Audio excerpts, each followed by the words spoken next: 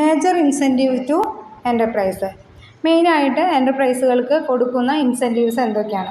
First one reservation to protect the small scale industries from competition posed by large industries. അതായത് large scale ഇൻഡസ്ട്രീസിൽ നിന്ന് protect ചെയ്യാൻ വേണ്ടിയിട്ട് small scale industries, ചില ഇൻഡസ്ട്രികൾ small സ്കെയിലിൽ മാത്രമേ ബിസിനസ് സ്റ്റാർട്ട് ചെയ്യാൻ പാടുള്ളൂ എന്നുള്ളതായിട്ട് റിസർവ് ചെയ്തിട്ടുണ്ടോ. അവർക്ക് സ്മോൾ സ്കെയിൽ സെക്ടറിൽ മാത്രമാണ് അത് സ്റ്റാർട്ട് ചെയ്യാൻ പാടുള്ളൂ. അത് ലാർജ് സ്കെയിലിൽ ആ ടൈപ്പ് ഓഫ് ബിസിനസ്സുകൾ സ്റ്റാർട്ട് ചെയ്യാനായിട്ട് പാടില്ല.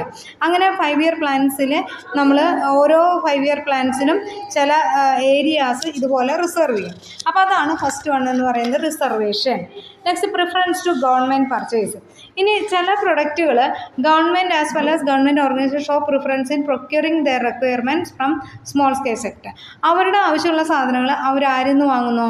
ഗവൺമെൻറ്റിൻ്റെ പർച്ചേസ്, ഗവൺമെൻറ്റിന് ആവശ്യമുള്ള സാധനങ്ങൾ ഈ സ്മോൾ സ്കെയിൽ സെക്ടറിൽ നിന്ന് വാങ്ങുന്നു. അത് സപ്ലൈസ്, ജനറൽ, ഇപ്പോൾ ഡയറക്ടർ, ഇപ്പോൾ നമ്മൾ സപ്ലൈ സ്റ്റോറിലൊക്കെ കൊടുക്കുന്ന സാധനങ്ങളിൽ ചില കമ്പനികളുടെ പ്രൊഡക്റ്റുകളാണ്. ഇപ്പോൾ ശബരിയുടെ സോപ്പ്, അപ്പോൾ ആ കമ്പനിയുടെ പ്രൊഡക്റ്റുകൾ ഗവൺമെൻറ് പർച്ചേസ് ചെയ്യുന്നു. അപ്പോൾ അവർക്ക് ഇതുപോലെ മറ്റ് മാർക്കറ്റിൽ പിടിച്ചു നിൽക്കാനായിട്ട് പറ്റും.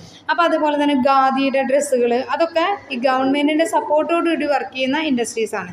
ഇനി പ്രൈസ് പ്രിഫറൻസ്, അതുപോലെ തന്നെ 50% പ്രൈസ് ഡിഫറൻസസ്, സ്മോൾ സ്കെയിലും ലാർജ് സ്കെയിലും തമ്മിൽ ഡിഫറൻസസ് കൊടുക്കുക. അവർക്ക് സബ്സിഡിയൊക്കെ കൊടുത്തിട്ട് കുറഞ്ഞ റേറ്റിന് തന്നെ സാധനങ്ങൾ വിൽക്കാനുള്ള സൗകര്യം ചെയ്തു കൊടുക്കുകയാണ് ഗവൺമെൻറ് ചെയ്യുന്നത്. പിന്നെ വരുന്നത് സപ്ലൈ ഓഫ് റോ മെറ്റീരിയൽസ് ആണ്. In order to ensure regular supply of raw material, incorporated components, imported components, equipments, priority allocation. അതായത് റെഗുലർ സപ്ലൈ ഓഫ് മെറ്റീരിയൽ എന്ത് ചെയ്യണം?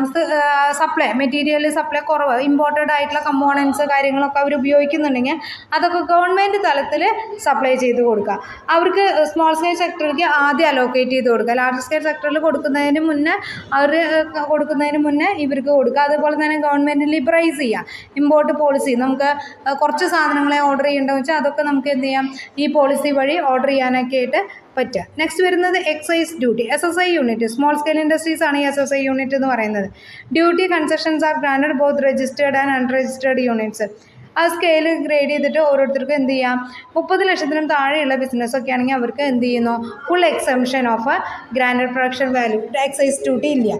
ഇനി 30-നും 75-നും ഇടയിൽ, 75 ലക്ഷത്തിനും 30 ലക്ഷത്തിനും ഇടയിലാണ് അവരുടെ ബിസിനസ് വരുന്നതെങ്കിൽ 75% നോർമലിൻ്റെ 75% എക്സൈസ് ഡ്യൂട്ടി കൊടുക്കാം.